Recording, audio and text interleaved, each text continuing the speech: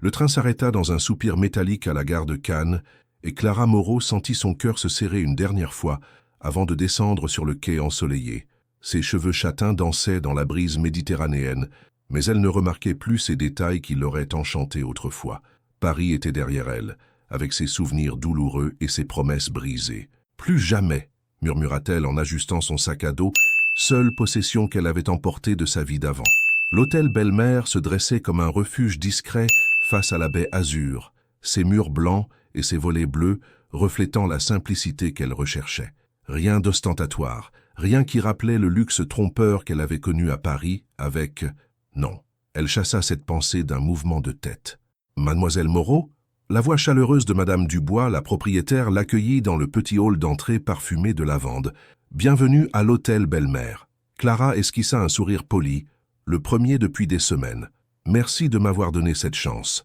Une traductrice de votre talent mérite bien mieux qu'un poste de réceptionniste, mais si c'est ce que vous voulez... » Madame Dubois l'observa avec bienveillance. « Parfois, on a besoin de simplicité pour guérir. » Le mot « guérir » résonna dans l'esprit de Clara. Était-ce si évident qu'elle était blessée? Elle hocha simplement la tête et suivit la dame âgée vers une petite chambre sous les toits, spartiate mais propre, avec une fenêtre donnant sur la mer. « Vous commencez demain. L'été approche, nous aurons beaucoup de clients. » Madame Dubois marqua une pause. « Clara, ici, personne ne vous posera de questions sur votre passé. C'est une règle de la maison. » Seule enfin, Clara s'effondra sur le lit étroit. Les mots de Julien résonnaient encore dans sa mémoire. « Tu n'es qu'une rêveuse, Clara. Les contes de fées n'existent pas. » Il avait eu raison finalement. Leur relation de 3 ans s'était terminée quand elle avait découvert qu'il la trompait avec sa propre sœur cadette, Louise. La trahison avait été double, absolue. Elle avait cru en l'amour éternel, aux âmes sœurs, aux promesses chuchotées dans l'obscurité. Quelle naïve elle avait été! Les larmes qu'elle croyait avoir épuisées coulèrent à nouveau sur ses joues. Le lendemain matin, Clara découvrit sa nouvelle vie. Le petit déjeuner se servait dans une salle lumineuse, donnant sur la terrasse, où quelques clients matinaux sirotèrent leur café en contemplant l'horizon.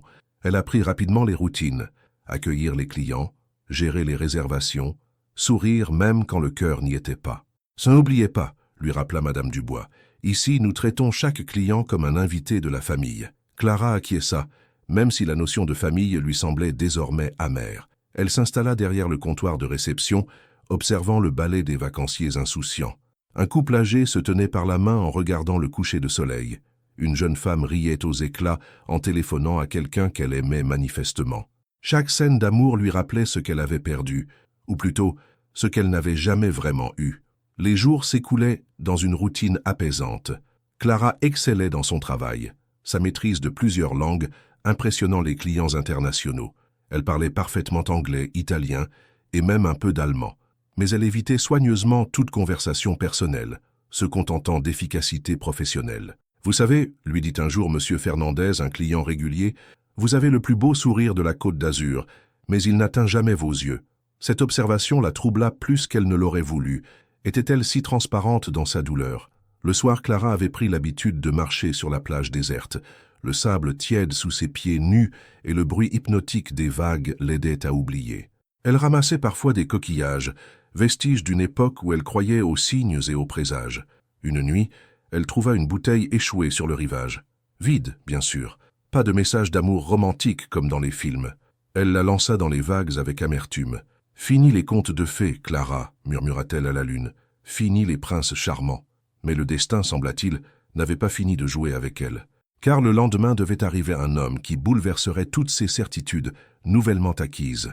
Un homme qu'elle apprendrait à détester avant de découvrir qu'il pourrait être exactement ce dont son cœur brisé avait besoin pour se reconstruire. Sans le savoir encore, Clara s'endormit pour la dernière fois dans l'innocence de sa solitude choisie. L'après-midi du 15 mai commença comme tous les autres à l'hôtel Belle-Mère, jusqu'à ce que le ronronnement d'un moteur puissant brise la tranquillité habituelle. Clara leva les yeux de son registre pour voir une Aston Martin noire se garer devant l'entrée principale, détonnant dans le décor modeste de l'établissement. Un homme en sortit avec une élégance naturelle qui attira immédiatement l'attention de tous les clients présents dans le hall. Grand, les cheveux noirs légèrement ébouriffés par le vent, il portait une chemise blanche impeccable et un pantalon sombre qui épousait parfaitement sa silhouette athlétique. Mais c'étaient ses yeux qui frappèrent le plus. D'un vert émeraude intense, il semblait tout voir et ne rien révéler. « Bonjour » dit-il en s'approchant du comptoir, sa voix grave teintée d'un léger accent italien qui ajoutait à son charme naturel. « Gabriel Delacour, j'ai une réservation. » Clara consulta son ordinateur, troublée malgré elle par la proximité de cet homme qui dégageait une aura magnétique. Le nom lui disait quelque chose. Soudain, elle se souvint, les journaux People de Paris en parlaient souvent. L'héritier de l'Empire Delacour, milliardaire, coureur de jupons notoire. Suite panoramique pour 2 semaines, confirma-t-elle d'un ton professionnel, ignorant délibérément l'effet qu'il tentait visiblement de produire sur elle. Parfait. Gabriel signa les documents d'un geste désinvolte, mais Clara remarqua qu'il l'observait attentivement. « Et vous êtes ? La réceptionniste » répondit-elle sèchement, lui tendant les clés sans lever les yeux. Un sourire amusé étira les lèvres de Gabriel. « J'ai rarement vu une réceptionniste aussi glaciale. Vous n'aimez pas les clients fortunés ? Je traite tous nos clients avec la même courtoisie, monsieur Delacour. » Clara sentit ses joues s'empourprer malgré elle. Cet homme avait le don de l'agacer instantanément. « Gabriel, s'il vous plaît, et j'ai l'impression que votre courtoisie ressemble plutôt à de l'hostilité déguisée. » Il se pencha légèrement vers le comptoir, ses yeux verts plongeant dans les siens. « Qu'est-ce que j'ai fait pour mériter un tel accueil ?»« Rien du tout, » mentit Clara. « Votre suite est au 3e étage. L'ascenseur est là-bas. » Gabriel ne bougea pas immédiatement. « Vous savez, j'ai l'habitude qu'on me déteste pour de bonnes raisons, mais vous me détestez avant même de me connaître. C'est rafraîchissant. »« Je ne vous déteste pas, » protesta Clara, mais sa voix manquait de conviction. « Non ?» Gabriel ramassa ses clés avec une lenteur délibérée. « Dans ce cas, peut-être accepterez-vous de me faire visiter les environs ? Je ne connais pas bien cette partie de la Côte d'Azur. Je ne suis pas guide touristique, monsieur. » Le monsieur claqua comme une gifle. « Gabriel, » corrigea-t-il patiemment, « et j'imagine que vous avez des journées de congé, que je préfère passer seul. » Cette fois, Gabriel éclata franchement de rire, un son grave et chaleureux qui fit se retourner plusieurs clients. « Décidément, vous êtes unique. La plupart des femmes... » « Ne me comparez pas aux autres femmes, » coupa Clara, ses yeux brillants de colère. « Vous ne me connaissez pas. Justement, j'aimerais beaucoup vous connaître. » Gabriel redevint sérieux, et Clara fut troublée par la sincérité soudaine de son regard. « Comment vous appelez-vous ?»« Clara, » répondit-elle malgré elle, puis elle se mordit la lèvre. Pourquoi avait-elle dit son prénom ? « Clara, » répéta-t-il lentement, comme s'il savourait chaque syllabe. « Un prénom qui vous va parfaitement. Clair, lumineux, flatteur. » l'interrompit-elle. « C'est votre technique habituelle ?» Gabriel haussa les épaules. « D'habitude, je n'ai pas besoin de technique. Mais avec vous, j'ai l'impression que toutes les règles sont à réinventer. » Il se dirigea vers l'ascenseur, puis se retourna une dernière fois. « Clara, merci pour cet accueil. Mémorable. Je sens que mon séjour va être très intéressant. » Quand les portes de l'ascenseur se refermèrent sur lui, Clara réalisa qu'elle retenait son souffle depuis plusieurs minutes. Cet homme était exactement le genre d'individu qu'elle avait fui en quittant Paris. Arrogant, sûr de son pouvoir de séduction, habitué à obtenir tout ce qu'il voulait. « Alors, qu'est-ce que vous pensez de notre nouveau client ?» Madame Dubois apparut derrière elle, un sourire malicieux aux lèvres. « Qu'il va nous causer des ennuis, » marmonna Clara. « Oh, ma chère enfant, » rit la propriétaire. « Les ennuis les plus délicieux sont parfois ceux qu'on n'attendait pas. » Clara secoua la tête. Elle n'était pas venue ici pour tomber dans le piège d'un autre homme à femme. Elle était venue pour guérir, pour apprendre à vivre sans amour. Gabriel Delacour représentait tout ce qu'elle voulait éviter. Pourtant, quand elle leva les yeux vers le 3e étage, elle ne put s'empêcher de se demander ce qu'il faisait là-haut, seule dans sa suite panoramique, et cette pensée la contraria plus qu'elle n'aurait voulu l'admettre.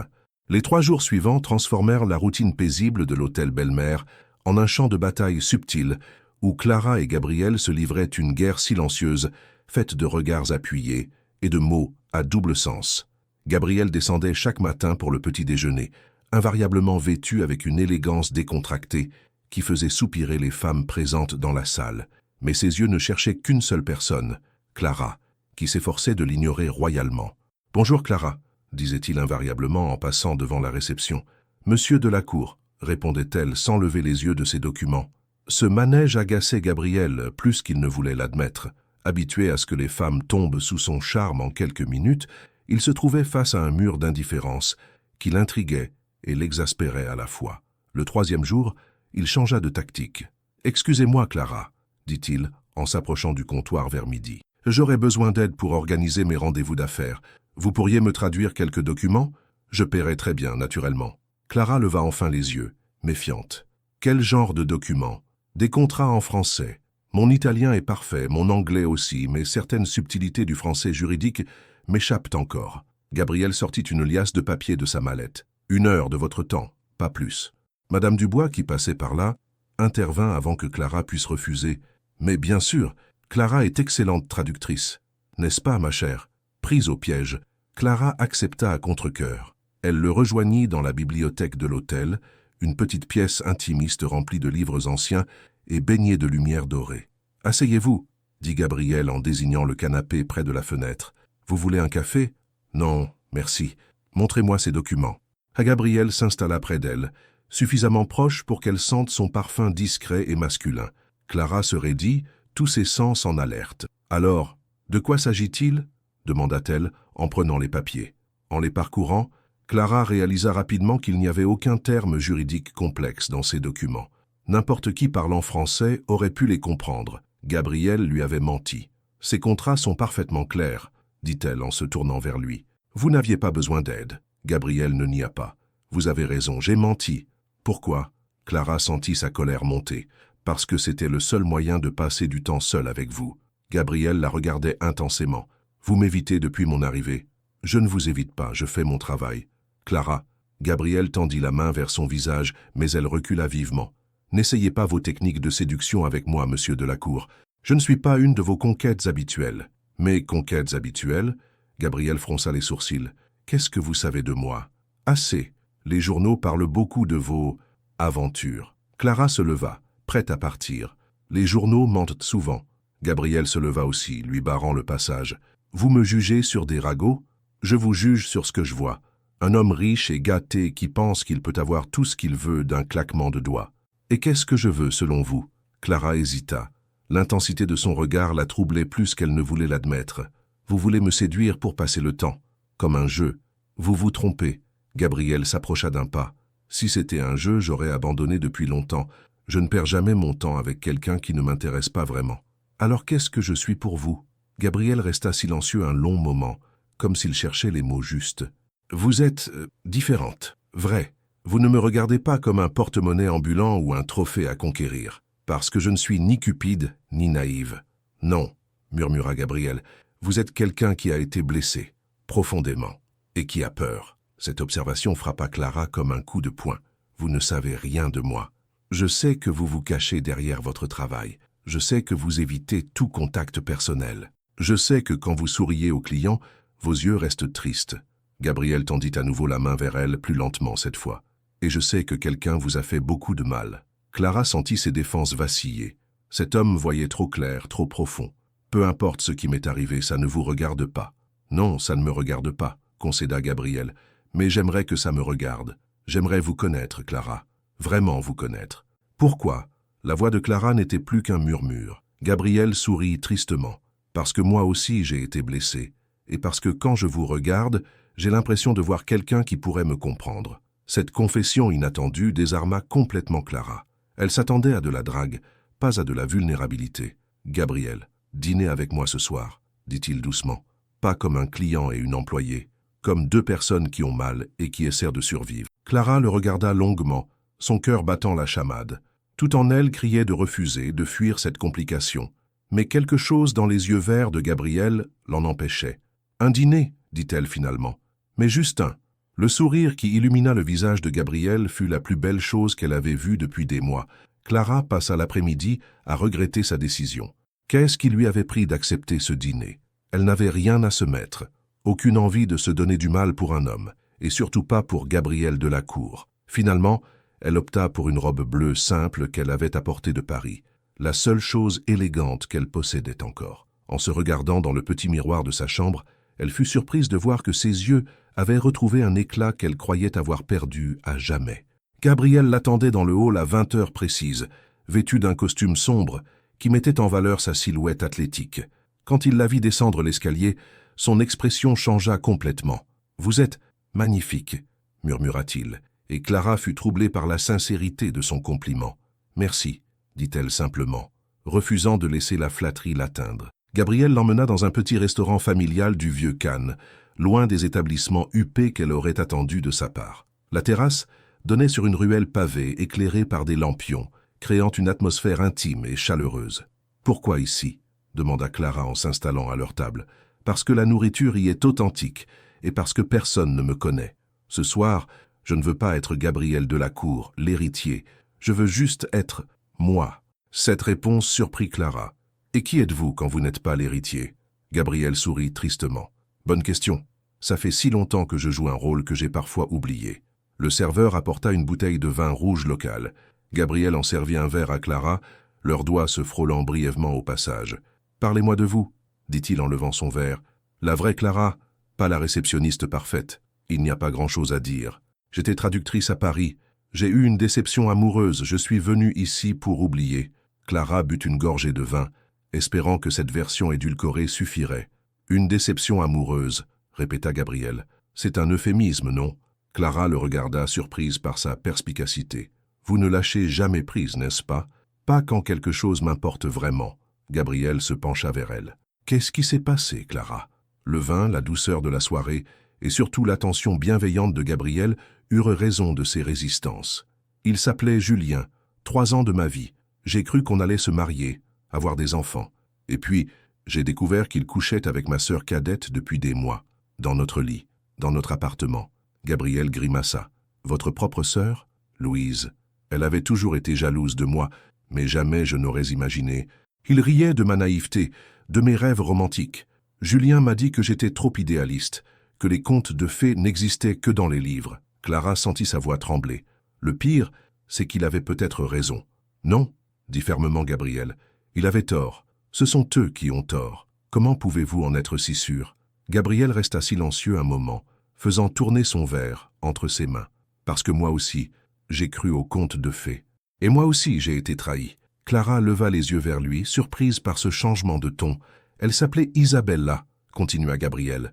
Nous nous sommes rencontrés à Milan. Elle était mannequin, belle, drôle, apparemment amoureuse. Nous avons vécu ensemble 2 ans. J'étais prêt à l'épouser. Qu'est-ce qui s'est passé? Gabriel eut un rire amer. J'ai découvert qu'elle me filmait en secret. Nos moments intimes, nos conversations privées. Elle vendait tout à la presse People. Notre histoire d'amour n'était qu'un business plan pour elle. Clara sentit son cœur se serrer. Gabriel, je suis désolé. Depuis ce jour, je ne fais plus confiance à personne. Je collectionne les aventures sans lendemain, parce que c'est plus sûr. Pas d'attachement, pas de trahison possible. Gabriel la regarda intensément. Jusqu'à ce que je vous rencontre. Qu'est-ce que ça change? Tout. Avec vous, j'ai envie de baisser la garde, et ça me terrifie. Cette confession bouleversa Clara. Cet homme qu'elle avait jugé superficiel et arrogant se révélait aussi blessé qu'elle. « Nous sommes beaux tous les deux », murmura-t-elle avec ironie. « 2 cœurs brisés qui ont peur d'aimer. Peut-être que c'est pour ça que nous nous sommes trouvés, suggéra Gabriel doucement. Ou peut-être que c'est pour ça que nous devrions nous éviter. Gabriel tendit la main par-dessus la table et effleura celle de Clara.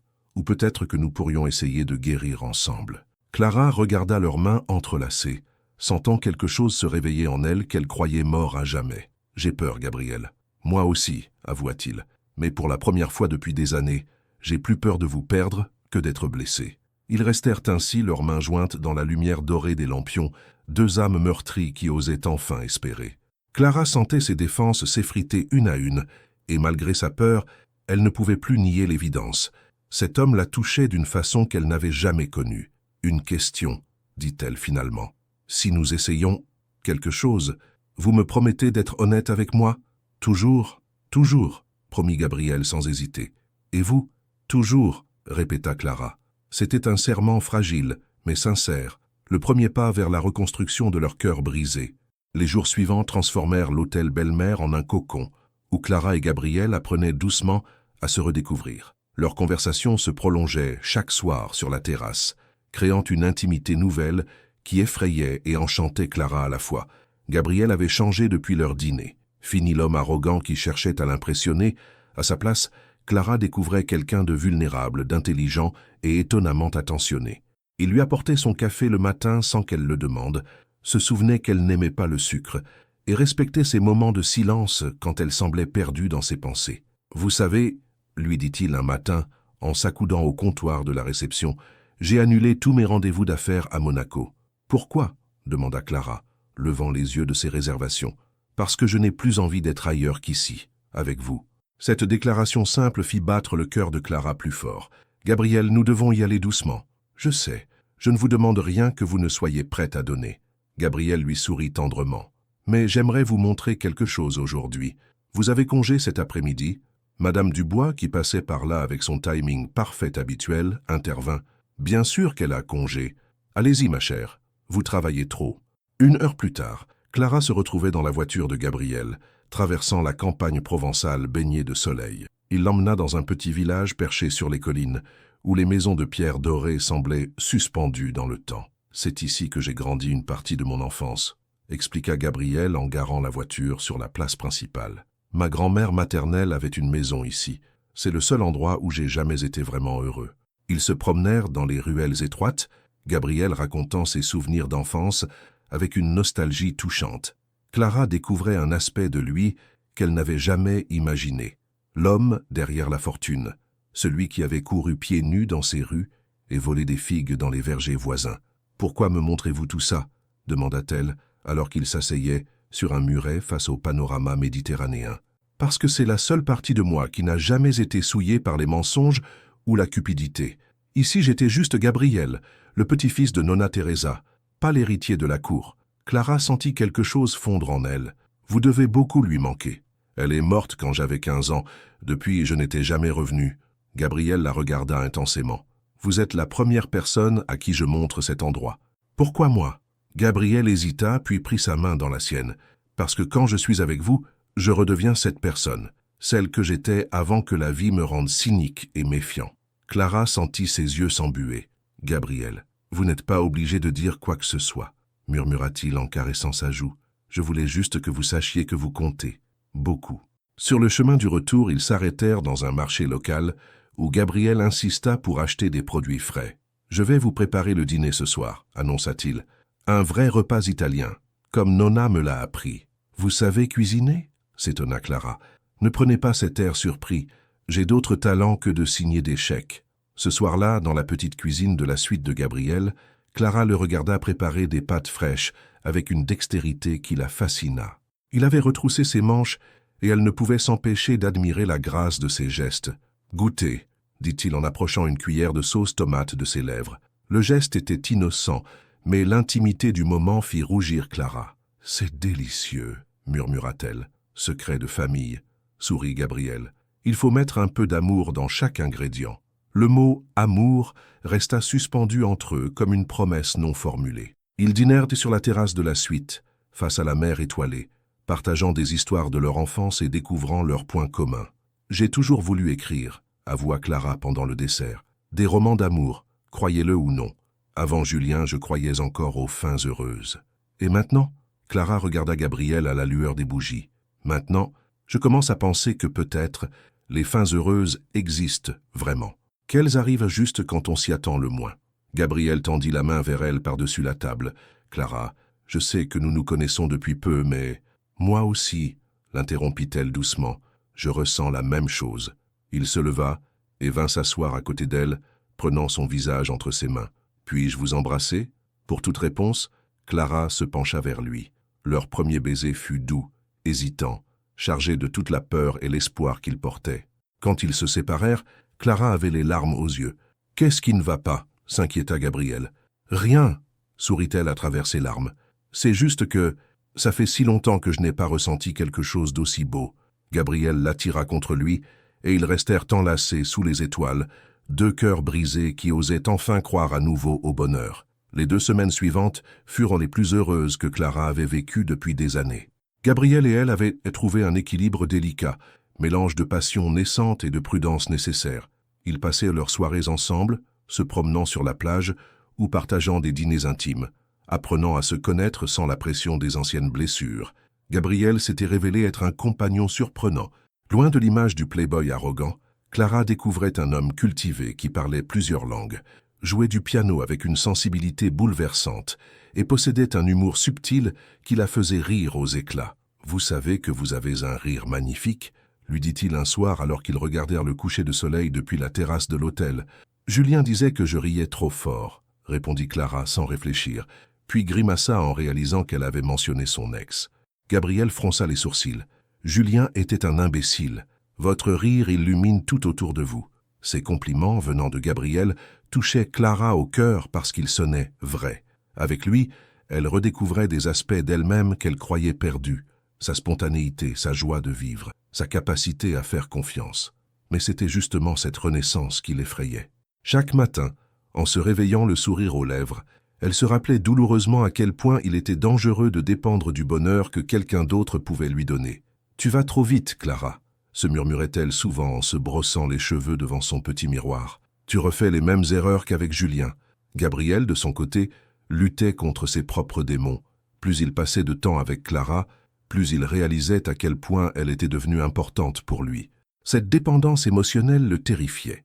Isabella l'avait rendu méfiant envers ses propres sentiments, et maintenant, chaque geste tendre de Clara le faisait osciller entre bonheur et panique. Un matin, tout bascula. Clara était à la réception quand Madame Dubois lui apporta le courrier. Parmi les lettres d'affaires se trouvait une enveloppe qui lui glaça le sang. L'écriture de Louise, sa sœur. Les mains tremblantes, elle ouvrit la lettre. « Ma chère Clara, j'espère que tu vas bien dans ta fuite loin de nous. Julien et moi allons nous marier le mois prochain. Nous aurions aimé que tu sois là, malgré tout ce qui s'est passé. Après tout, nous sommes de la famille. PS. J'espère que tu n'es pas en train de commettre une nouvelle erreur avec un homme. Tu sais comme tu t'attaches facilement. » Clara froissa la lettre, le cœur battant. Comment Louise osait-elle? Et surtout, comment savait-elle qu'elle était avec quelqu'un? Cette dernière phrase sonnait comme une menace déguisée. « Ça va ?»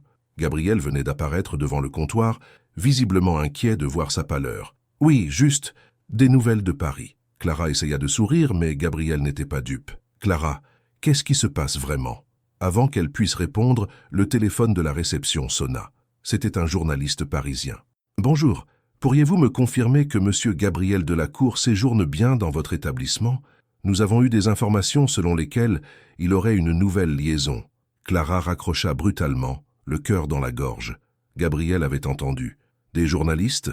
demanda-t-il, ses traits se durcissant instantanément. « Un seul. Il... » Clara ne finit pas sa phrase en voyant l'expression de Gabriel changer complètement. « Comment ont-ils su ?» Gabriel parlait plus pour lui-même que pour elle. « Personne ne savait que j'étais ici. Personne sauf... » Il s'arrêta, regardant Clara avec une suspicion naissante qui lui transperça le cœur. « Vous pensez que c'est moi ?» demanda-t-elle, blessée. « Je ne sais pas quoi penser. » Isabella aussi avait l'air innocente. Gabriel recula d'un pas. « Ça recommence. »« Gabriel, vous me connaissez. Je ne ferai jamais ça. » Je croyais connaître Isabella aussi. Gabriel se passa la main dans les cheveux, visiblement en proie à un conflit intérieur. « Merde, Clara, j'ai vraiment cru que cette fois serait différente. »« Cette fois est-ce différente ?» Clara contourna le comptoir pour s'approcher de lui. « Je ne suis pas Isabella. »« Alors comment expliquez-vous ça ?» Gabriel montra le téléphone. « Le timing est parfait.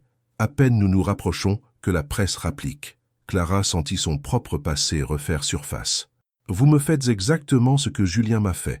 Vous me soupçonnez sans preuve. Vous me jugez sur les erreurs d'une autre. » Gabriel réalisa qu'elle avait raison, mais la peur était plus forte que la raison. « Clara, je... »« Non, » l'interrompit-elle, les yeux brillants de larmes. « Partez. Si vous ne me faites pas confiance après tout ce que nous avons partagé, alors nous n'avons rien construit du tout. » Gabriel hésita, tiraillé entre son amour naissant pour Clara et la terreur de revivre la trahison d'Isabella. Finalement, c'est la peur qui gagna. « Peut-être que vous avez raison, » dit-il froidement. « Peut-être que nous nous sommes trompés tous les deux. » Sur ces mots, il tourna les talons et se dirigea vers l'ascenseur, laissant Clara seule avec son cœur en miettes. Madame Dubois, qui avait assisté à la scène depuis le couloir, s'approcha doucement. « Ma pauvre enfant. »« J'aurais dû m'en douter, » sanglota Clara. Les contes de fées n'existent vraiment pas. Les 3 jours qui suivirent à la dispute furent un enfer pour Clara et Gabriel. L'hôtel, qui avait été leur sanctuaire d'amour naissant, se transforma en un champ de mines émotionnelles où chaque regard évité, chaque silence pesant, rappelait ce qu'ils avaient perdu. Gabriel ne descendait plus prendre ses repas dans la salle commune. Clara le voyait parfois sur sa terrasse, seule, fixant l'horizon avec une expression douloureuse qu'elle connaissait trop bien. Ses propres blessures se réveillaient, ravivées par cette nouvelle trahison de la confiance. « Il va partir », annonça Madame Dubois le 3e matin, posant une tasse de thé devant Clara qui n'avait pratiquement rien mangé depuis leur dispute. « Il a demandé qu'on prépare sa note. » Clara sentit son cœur se serrer, mais elle se força à paraître indifférente. « C'est mieux ainsi. Nous n'étions pas faits l'un pour l'autre. »« Ma chère enfant, soupira Madame Dubois, vous mentez aussi mal que lui. Que voulez-vous dire? Ce garçon ne dort plus, ne mange plus. Hier soir, je l'ai entendu jouer du piano dans le salon jusqu'à 3 heures du matin, des mélodies si tristes que j'en ai pleuré. » La vieille dame secoua la tête. « Vous êtes tous les deux en train de vous détruire par orgueil. » Clara ne répondit pas, mais les mots de Madame Dubois résonnaient douloureusement en elle. Elle aussi entendait Gabriel jouer la nuit, et chaque note lui transperçait l'âme. Ce soir-là, n'y tenant plus, Clara descendit discrètement au salon. Gabriel était là, assis au vieux piano, ses doigts courant sur les touches, avec une mélancolie qui lui brisa le cœur. Il ne la vit pas entrer. La mélodie qu'il jouait lui était inconnue, mais elle exprimait tant de douleur et de regret que Clara sentit les larmes couler sur ses joues. Dans cette musique, elle entendait toute la souffrance de Gabriel, son combat intérieur entre l'amour et la peur. « C'est magnifique », murmura-t-elle malgré elle. Gabriel sursauta et cessa de jouer, se retournant vers elle. Son visage portait les traces de nuits blanches et de tourments intérieurs. « Clara, je ne vous avais pas entendu entrer. Cette mélodie, elle a un nom ?» Gabriel hésita. « Je l'ai composée hier soir. Je l'ai appelée « Regret d'un cœur brisé ». Le titre lui-même était un aveu. Clara s'approcha lentement, leurs regards se rencontrant pour la première fois depuis leur dispute. « Gabriel, ce qui s'est passé l'autre jour… »« J'ai eu tort, l'interrompit-il, se levant du tabouret. J'ai eu tort de vous soupçonner. Mon passé m'a rendu fou, mais ce n'était pas une excuse pour vous blesser. Et moi, j'ai eu tort de vous demander de partir, avoua Clara. J'ai réagi avec mes propres blessures au lieu d'essayer de comprendre les vôtres. » Ils se tenaient face à face, séparés par quelques mètres qui semblaient des kilomètres. « J'ai découvert qui avait contacté la presse, » dit Gabriel soudainement. « C'était mon assistant, Marco. Il vendait des informations sur ma vie privée depuis des mois. Je l'ai viré ce matin. » Clara sentit un mélange de soulagement et de tristesse. « Pourquoi ne pas me l'avoir dit plus tôt? Parce que j'avais honte. Honte de vous avoir accusé, honte d'avoir encore douté. » Gabriel s'approcha d'un pas. « Clara, je suis désolé. Tellement désolé. Moi aussi, je suis désolé. Pour tout. » Ils restèrent silencieux un moment, le poids de leurs excuses mutuelles flottant entre eux. « Où cela nous mène-t-il » demanda finalement Clara. Gabriel eut un sourire triste. « Je ne sais pas. J'ai tellement peur de vous blesser encore. Tellement peur de souffrir encore. Et si nous arrêtions d'avoir peur ?» suggéra Clara avec une audace qui la surprit elle-même. « Et si nous décidions que ce que nous avons vaut le risque ?» Clara. « Non, écoutez-moi. » Elle s'approcha encore, leurs mains se frôlant. « Nous avons tous les deux été trahis. Nous avons tous les deux peur. Mais qu'est-ce que nous faisons? Nous nous sabordons nous-mêmes par anticipation. » Gabriel prit ses mains dans les siennes. « Vous avez raison. Mais comment fait-on pour dépasser ça? En se faisant confiance, vraiment confiance, en arrêtant de chercher des signes de trahison partout. » Clara le regarda intensément, en acceptant d'être vulnérable. « Être vulnérable », répéta Gabriel, comme s'il testait le mot. « Ça fait si longtemps que j'ai construit des murs autour de mon cœur. Moi aussi. Mais avec vous, j'ai envie de les abattre. » Gabriel porta leurs mains entrelacées à ses lèvres et embrassa doucement les doigts de Clara. « Moi aussi, mais j'ai besoin de temps, pour apprendre à vous faire confiance complètement, pour apprendre à me faire confiance. »« Nous avons tout le temps du monde, » murmura Clara. « Non, » dit Gabriel avec un sourire plus lumineux. « Nous n'avons que le temps que nous décidons de nous donner, et moi j'ai envie de vous donner tout le mien. » Cette déclaration bouleversa Clara. « Gabriel, je vous aime, Clara, » dit-il simplement. « Je sais que c'est compliqué, que nous avons des blessures à guérir, mais je vous aime, et cette fois je ne laisserai pas la peur gagner. » Clara sentit son cœur exploser de joie et de terreur mélangées. « Moi aussi je vous aime. Contre toute logique, contre toute prudence, je vous aime. » Ils s'embrassèrent enfin, avec toute la passion et le désespoir accumulés durant ces 3 jours de séparation. C'était un baiser de réconciliation, de promesses et de nouvelles chances. Quand ils se séparèrent, Gabriel sourit tendrement. « Alors qu'est-ce qu'on fait maintenant ?»« Maintenant, dit Clara en lui rendant son sourire, nous apprenons à aimer sans avoir peur. » Après leur réconciliation, Clara et Gabriel entrèrent dans une nouvelle phase de leur relation, plus profonde et plus authentique. Ils avaient traversé leur première vraie crise et en étaient sortis plus forts, plus unis. Gabriel annula définitivement son départ et prolongea son séjour indéfiniment. « Pour la première fois de ma vie, expliqua-t-il à Clara, j'ai trouvé un endroit où je veux rester. » Les jours suivants furent marqués par une complicité nouvelle. Ils se promenaient main dans la main sur la plage, partagèrent leur repas et passaient des heures à simplement parler de tout et de rien. Gabriel aidait même Clara dans ses tâches à la réception, ce qui amusait beaucoup Madame Dubois. « Regardez-moi ça, disait-elle à ses amis du village. Un milliardaire qui fait du classement de fiches, l'amour fait vraiment des miracles. » Un soir, particulièrement doux de fin mai, Gabriel retrouva Clara sur la terrasse après sa journée de travail. Elle était assise face à la mer, un verre de vin rouge à la main, l'air songeur. « À quoi pensez-vous » demanda-t-il en s'installant près d'elle. « À nous, à cette histoire impossible qui devient réelle. » Clara se tourna vers lui, ses yeux brillants dans la lumière dorée du coucher de soleil. « Parfois, j'ai l'impression de rêver. Si c'est un rêve, alors je ne veux jamais me réveiller. » Gabriel prit sa main libre et la porta à ses lèvres. « Clara, j'ai quelque chose à vous dire. » L'intensité de son regard inquiéta légèrement Clara. « Qu'est-ce que c'est ? J'ai pris une décision concernant ma vie, mes affaires, ma façon de vivre, tout. » Gabriel se tourna complètement vers elle. « Je veux changer. Pour moi, mais aussi pour nous. Que voulez-vous dire ? Je veux déléguer la gestion quotidienne de l'entreprise à mes associés, garder le contrôle stratégique, mais avoir une vraie vie, une vie où j'aurai du temps pour ce qui compte vraiment. » Gabriel caressa sa joue. « Du temps pour vous. » Clara sentit son cœur s'emballer. « Gabriel, vous n'êtes pas obligé de bouleverser votre existence pour moi. Je ne le fais pas pour vous. Je le fais pour nous, pour l'homme que je veux devenir avec vous. » Gabriel se leva et lui tendit la main. « Venez, j'ai encore quelque chose à vous montrer. » Il l'emmena dans sa suite. Mais au lieu de s'arrêter dans le salon, il ouvrit une porte qu'elle n'avait jamais remarquée. Elle donnait sur un petit escalier en colimaçon qui menait au toit de l'hôtel. « Comment avez-vous » commença Clara. « J'ai mes secrets, » sourit Gabriel. « Madame Dubois m'a donné la clé. Elle trouve notre histoire romantique. » Le toit offrait une vue à couper le souffle sur la Méditerranée. Gabriel avait installé des coussins, des lanternes et une bouteille de champagne dans un seau à glace. « C'est magnifique » murmura Clara, émue par tant d'attention. « Asseyez-vous » dit Gabriel en ouvrant le champagne. « Cette nuit, je veux que nous parlions de l'avenir. »« L'avenir » Clara accepta la coupe qu'il lui tendait, soudain nerveuse. « Notre avenir. » Gabriel s'installa près d'elle sur les coussins. « Clara, ces dernières semaines ont été les plus belles de ma vie. Avec vous, j'ai redécouvert qui j'étais vraiment. Vous m'avez redonné foi en l'amour. »« Gabriel, laissez-moi finir. » Gabriel posa sa coupe et prit les mains de Clara. « Je sais que nous nous connaissons depuis peu. Je sais que nous avons tous les deux des blessures à guérir. Mais je sais aussi que ce que je ressens pour vous est plus fort que tout ce que j'ai jamais vécu. » Clara sentit les larmes monter à ses yeux. « Moi aussi, je vous aime plus que je n'aurais jamais cru possible d'aimer. Alors restons ensemble, vraiment ensemble. Pas juste pour ces vacances, pas juste pour l'été, pour la vie. » Gabriel se rapprocha d'elle. « Venez vivre avec moi, Clara. Peu importe où, peu importe comment.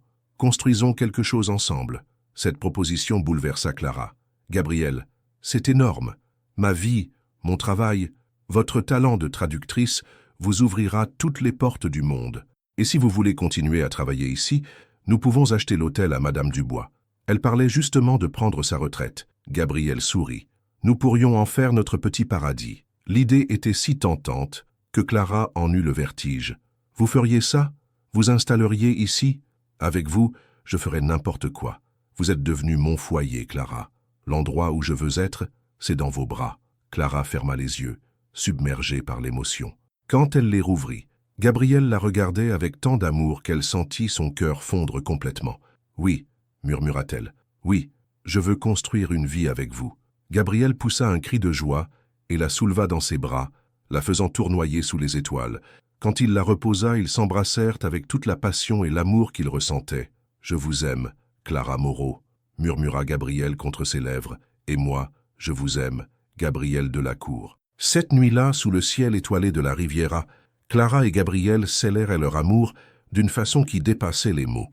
Dans l'intimité de cette terrasse secrète, face à l'immensité de la mer, ils s'abandonnèrent l'un à l'autre sans retenue, sans peur, avec la certitude absolue qu'ils étaient de fait l'un pour l'autre. Gabriel aimait Clara avec une tendresse et une passion qu'il n'avait jamais connues.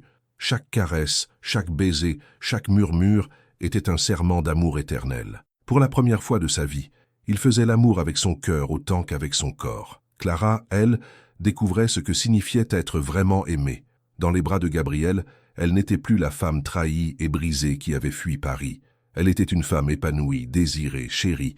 Chaque geste de Gabriel lui prouvait qu'elle était précieuse, unique, irremplaçable. Quand ils se reposèrent enfin, enlacés sous les étoiles, Clara se blottit contre le torse de Gabriel, écoutant battre son cœur. « Gabriel, murmura-t-elle. Vous souvenez-vous de ce que vous avez dit le premier jour? Que j'étais glacial ?» Gabriel rit doucement, caressant ses cheveux. « J'avais tort, vous n'étiez pas glacial. Vous étiez juste en attente du bon moment, de la bonne personne. Et vous étiez cette personne. Nous étions la bonne personne l'un pour l'autre, corrigea Gabriel. Deux âmes blessées qui ont appris à guérir ensemble. » Clara leva la tête pour le regarder. « Promettez-moi quelque chose. Tout ce que vous voulez. Promettez-moi que quoi qu'il arrive, nous nous battrons pour ça. Pour nous. Que nous ne laisserons plus jamais la peur nous séparer. » Gabriel prit son visage entre ses mains. « Je vous le promets. Plus jamais nous ne fuirons devant l'amour. Plus jamais nous ne douterons de ce que nous avons. Plus jamais, répéta Clara avant de l'embrasser tendrement. Ils passèrent le reste de la nuit à parler de leurs projets, de leurs rêves communs, de la vie qu'ils allaient construire ensemble. Gabriel évoqua la possibilité d'acheter une villa près de l'hôtel. Clara parla de son envie d'écrire enfin ce roman qu'elle portait en elle depuis si longtemps. « Vous l'écrirez, » affirma Gabriel. « Et ce sera une belle histoire d'amour, parce que maintenant vous savez que ça existe vraiment. Grâce à vous, » murmura Clara. « Grâce à nous, » la corrigea-t-il encore. L'aube les trouva endormis dans les bras l'un de l'autre, apaisés et heureux. Madame Dubois, qui montait arroser ses plantes sur la terrasse voisine, les aperçut et sourit avec attendrissement. « Enfin, » murmura-t-elle, « ces deux-là ont trouvé leur bonheur. » Ce qu'elle ne savait pas, c'est que ce bonheur parfait allait bientôt être mis à l'épreuve de la façon la plus cruelle qui soit, car le passé a parfois la fâcheuse habitude de ressurgir au moment où on s'y attend le moins, et Clara allait découvrir que certains secrets peuvent ébranler même les fondations les plus solides de l'amour. 3 semaines s'écoulèrent dans un bonheur parfait. Clara et Gabriel avaient officieusement emménagé ensemble dans la suite panoramique, et leur projet d'achat de l'hôtel avec Madame Dubois prenait forme. Ils avaient même commencé à visiter des notaires pour organiser leur nouvelle vie. Clara rayonnait. Elle avait repris l'écriture, consacrant ses matinées libres à son roman d'amour qui s'inspirait largement de leur histoire. Gabriel, lui, gérait ses affaires à distance, passant ses journées entre quelques appels importants et de longues promenades avec la femme qu'il aimait. Tout semblait parfait jusqu'à ce matin de juin où tout bascula. Clara était seule à la réception quand une femme élégante d'une 50aine d'années entra dans l'hôtel. Grande, imposante, vêtue d'un tailleur Chanel impeccable, elle dégageait cette assurance froide que seul l'argent peut donner. « Bonjour », dit-elle avec un accent italien marqué. « Je cherche mon fils, Gabriel de la Cour. On m'a dit qu'il séjournait ici. » Le cœur de Clara se serra. Gabriel ne lui avait pratiquement jamais parlé de sa famille, évoquant seulement que ses relations avec ses parents étaient compliquées. « Je vais le prévenir de votre arrivée, madame. » De la Cour. Alessandra de la Cour. La femme toisa Clara de la tête aux pieds. « Et vous êtes ?» Clara Moreau, la réceptionniste. « Ah !» Le sourire d'Alessandra se fit glacial. La réceptionniste, bien sûr. Quelque chose dans son ton mit Clara mal à l'aise, mais elle se contenta d'appeler Gabriel sur son portable. « Gabriel, votre mère est ici. » Il y eut un silence si long que Clara crut que la communication avait été coupée. « Gabriel, j'arrive !» dit-il finalement d'une voix tendue qu'elle ne lui connaissait pas. Quand Gabriel descendit, Clara fut frappée par la transformation de son visage. L'homme détendu et amoureux avait disparu, remplacé par un masque de froideur qu'elle n'avait plus vu depuis leur première rencontre. « Maman, » dit-il en embrassant poliment sa mère sur les joues, « qu'est-ce qui t'amène ici ? Il faut qu'on parle, Gabriel. En privé. » Alessandra lança un regard appuyé vers Clara. « C'est urgent. » Gabriel hésita, puis acquiesça. « Allons dans ma suite. » Clara les regarda s'éloigner avec un mauvais pressentiment. Gabriel n'avait même pas cherché son regard avant de partir. 1 heure plus tard, Gabriel redescendit seul. Son visage était livide, ses traits tirés.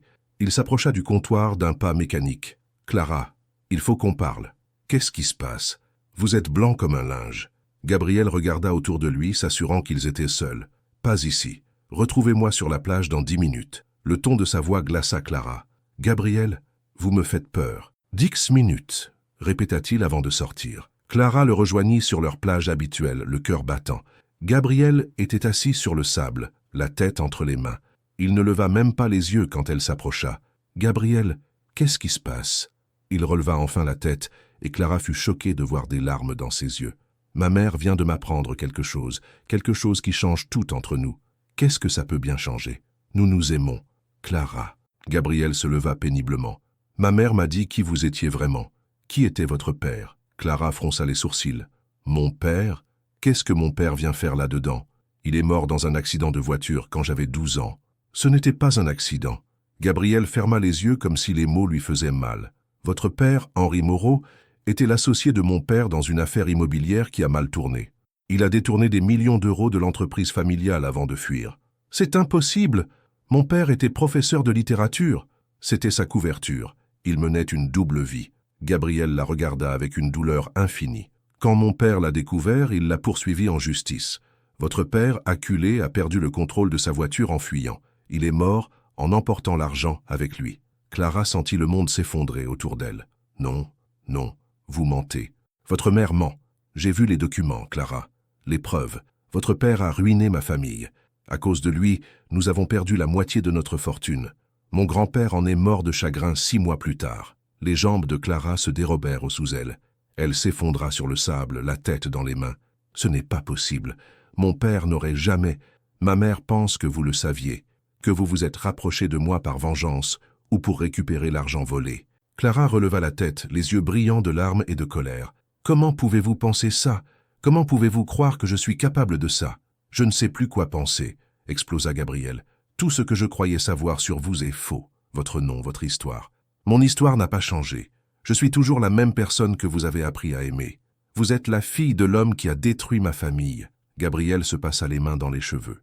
Comment peut-on construire quelque chose sur de telles fondations? Clara se releva chancelante. Parce que nous ne sommes pas nos parents.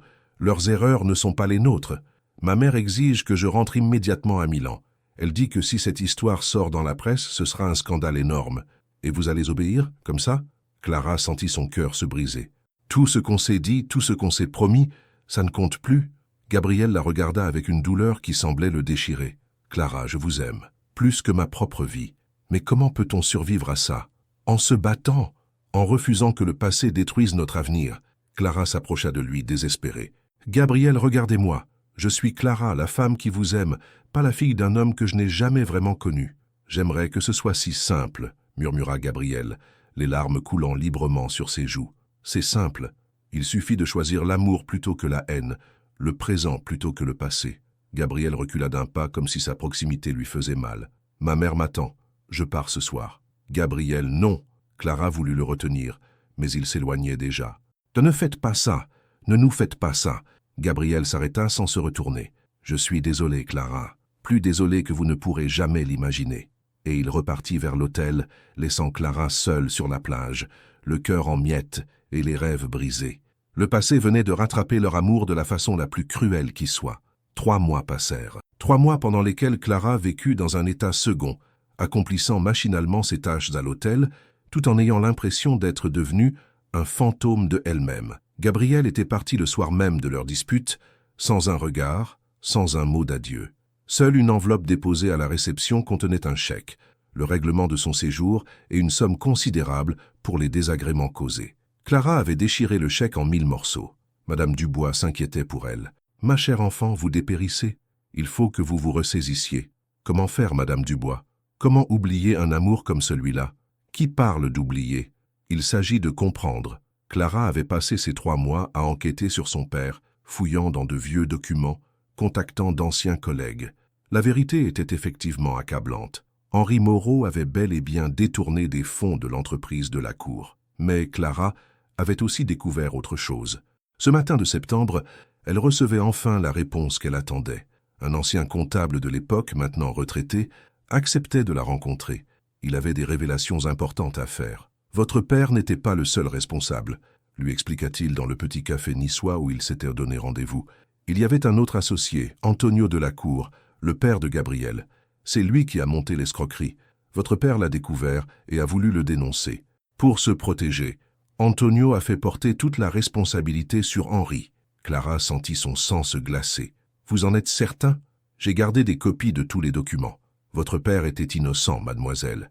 Il est mort en essayant de réparer les erreurs d'un autre. » Le vieil homme lui remit une enveloppe pleine de papiers. « J'aurais dû parler plus tôt, mais Antonio Delacour était puissant. J'avais peur pour ma famille. » Clara rentra à l'hôtel dans un état second. Son père était innocent. Gabrielle et elle étaient inséparées à cause d'un mensonge vieux de 20 ans. Elle passa la nuit à organiser tous les documents, à reconstituer le puzzle de la vérité. À l'aube, sa décision était prise. Elle devait aller à Milan.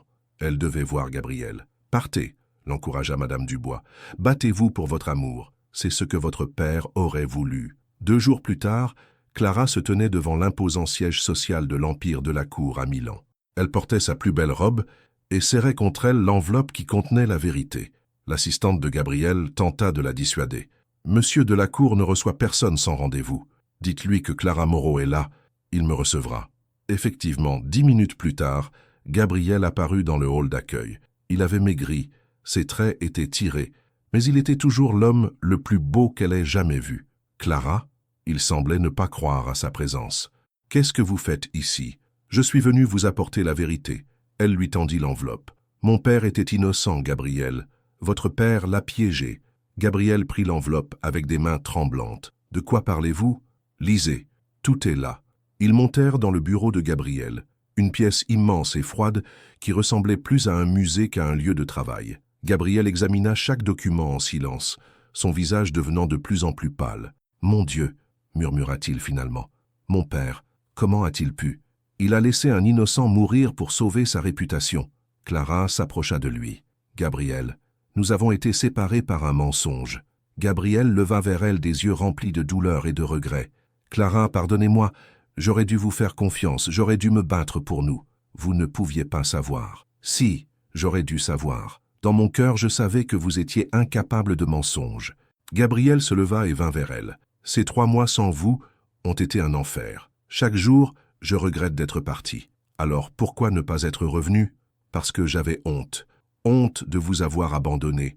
Honte d'avoir douté de vous. » Gabriel tendit la main vers son visage. « Et parce que je pensais que vous ne pourriez jamais me pardonner. » Clara prit sa main et la pressa contre sa joue. « Il n'y a rien à pardonner, Gabriel. Nous avons été victimes tous les deux. »« Clara !» Gabriel l'attira contre lui. « Ces 3 mois m'ont appris une chose. Je ne peux pas vivre sans vous. Je ne veux pas vivre sans vous. »« Moi non plus, » murmura-t-elle contre sa poitrine. « Moi non plus. » Ils s'embrassèrent avec toute la passion et le désespoir de ces 3 mois de séparation. C'était un baiser de retrouvailles, de pardon, de nouveaux commencements. « Épousez-moi, » dit soudain Gabriel en se séparant d'elle. « Maintenant, aujourd'hui, demain. Je ne veux plus perdre une seule minute loin de vous. » Clara éclata de rire à travers ses larmes. « Vous êtes sérieux, plus sérieux que je ne l'ai jamais été. » Gabriel s'agenouilla devant elle et sortit de sa poche une bague qu'elle reconnut immédiatement. C'était celle de sa grand-mère italienne qu'il lui avait montrée en photo. « Clara Moreau, voulez-vous m'épouser et devenir ma femme ?»« Oui, » répondit-elle sans hésiter. « Oui, 1000 fois oui. » Gabriel passa la bague à son doigt et se releva pour l'embrasser encore. « Je vous aime, Clara, plus que ma vie, plus que tout.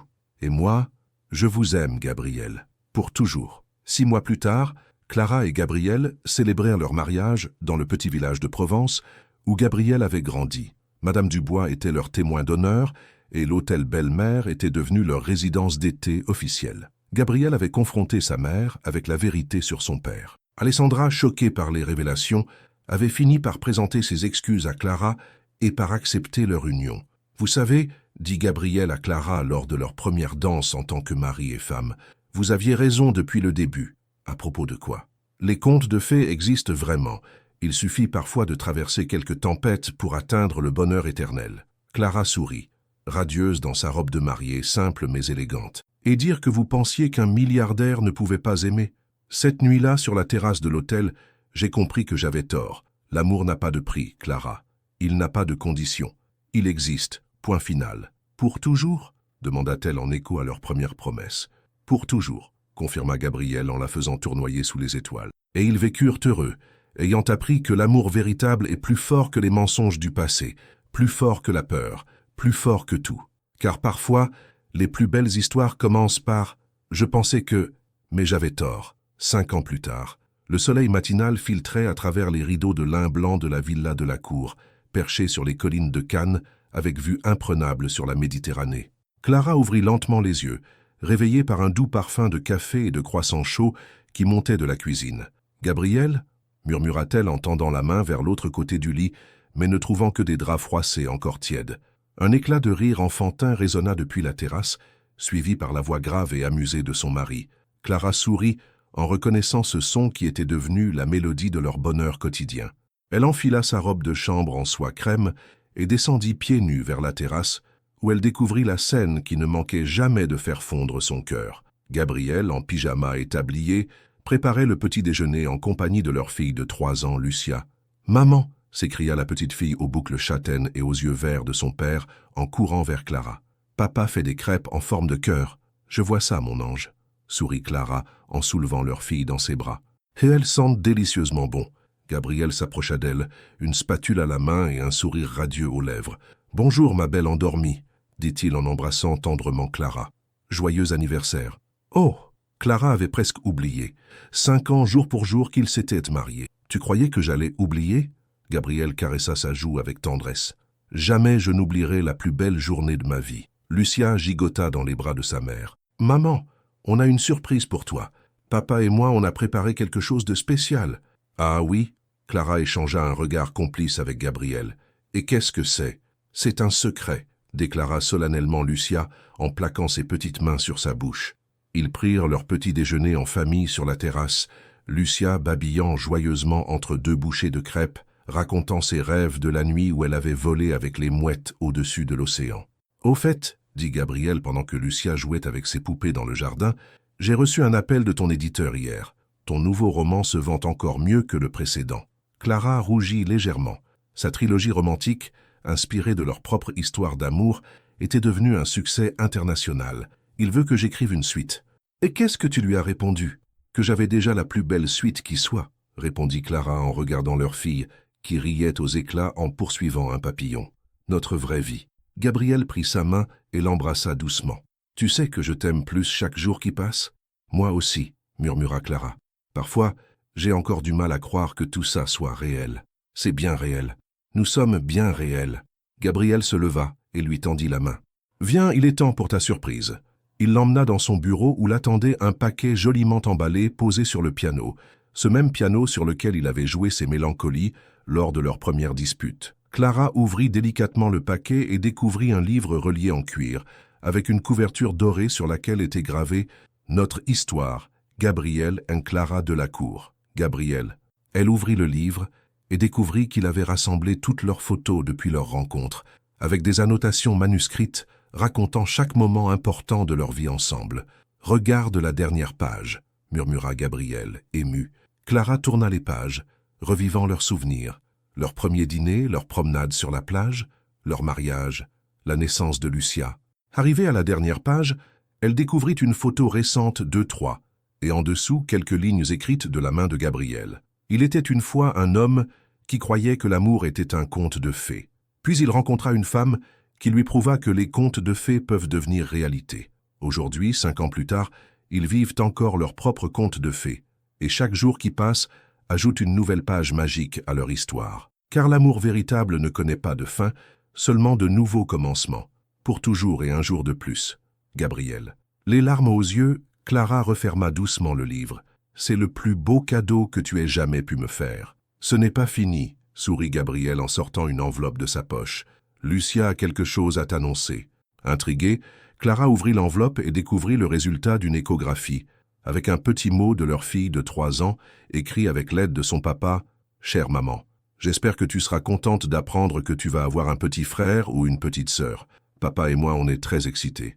Je t'aime fort. Lucia. » Clara porta la main à sa bouche, les yeux écarquillés. « Comment? Quand? » « Le test que tu as fait la semaine dernière en pensant que c'était juste du stress, » sourit Gabriel. « 8 semaines, d'après le docteur Blanc.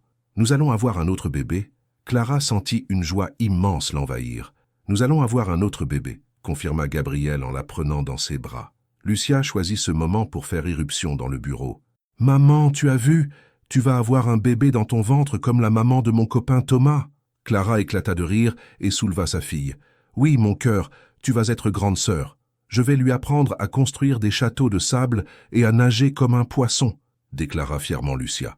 Gabriel entoura sa femme et sa fille de ses bras, le cœur débordant d'amour. « Tu sais, Clara, quand je repense à ce jour où tu m'as dit que les milliardaires ne pouvaient pas aimer, tu as prouvé que j'avais tort, » l'interrompit Clara en l'embrassant tendrement. « Tu m'as prouvé que l'amour peut tout surmonter, tout guérir, tout transformer.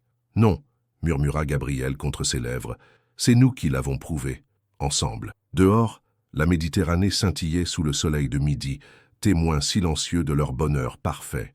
L'hôtel Belle-Mère, visible au loin, continuait d'accueillir des voyageurs en quête d'amour et de guérison, perpétuant la magie du lieu où tout avait commencé. Car certaines histoires d'amour ne se terminent jamais vraiment. Elles se transforment simplement en légendes que l'on raconte aux générations suivantes. Preuve éternelle que parfois, contre toute attente, les contes de fées deviennent réalité. Et Gabriel Delacour et Clara Moreau vécurent heureux et eurent beaucoup d'enfants, comme dans les plus belles histoires d'amour. Fin. Si vous étiez Clara et que vous découvriez que l'homme que vous aimez est le fils de quelqu'un qui a détruit votre famille dans le passé, pourriez-vous pardonner et vous battre pour votre amour? Ou les péchés des parents entachent-ils toujours l'avenir des enfants? Clara et Gabriel ont prouvé que le véritable amour peut surmonter tout obstacle du passé. Mais dans la vraie vie, pourrions-nous être aussi courageux qu'eux? Croyez-vous qu'il existe des situations où l'amour ne suffit tout simplement pas? Votre participation sur la chaîne est très importante. S'il vous plaît, laissez votre opinion dans les commentaires. Merci d'avoir regardé. Vos réactions sont très importantes pour notre travail. Laissez-nous un commentaire pour nous dire ce que vous pensez et d'où vous regardez. N'oubliez pas de vous abonner à la chaîne et d'activer les notifications pour ne rien manquer.